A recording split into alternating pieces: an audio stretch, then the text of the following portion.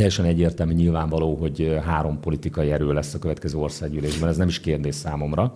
Ugye most már a DK is azzal rakta tele az országot az óriás plakátjaival, milyen jó, hogy a DK-nak van lehetősége, hogy ilyen sok óriás plakátja legyen, de ugye most azzal rakta tele az egész országot, hogy 3 az ő megfogalmazásuk szerint jobboldali párt lesz a következő országgyűlésben.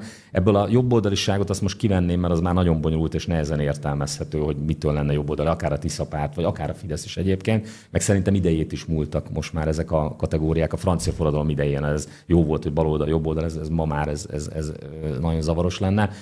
De hát a DK is ezzel kampányol, hogy 3 párt lesz a következő országgyűlésben. Most már a közvéleménykutató cégek is kezdik ezt elengedni, hogy mondjuk a Mi Hazánk küszöb környékén van, mi nagyon jól állunk. Mekkora eredményre számít?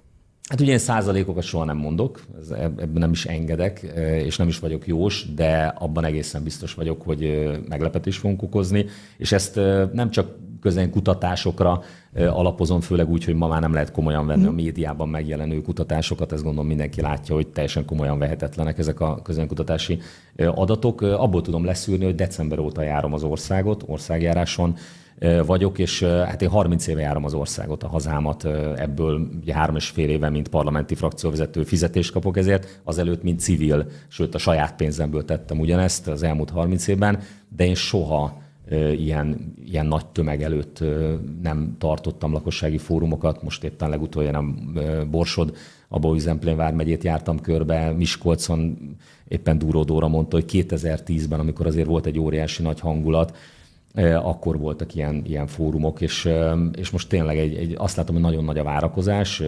elképesztő, hogy milyen szeretettel fogadnak, és nagyon sokan. Hát sajnos most már rendszeresen így jártunk Kecskeméten, így jártunk Szegeden, így jártam most Miskolcon, így jártam több kisebb városban, hogy nem fértek be az emberek a művelődési házakban, tehát hogy Miskolcon meg ekkora városokban most már sportcsarnokban kell gondolkodnunk, azért ennyien nem voltak korábban.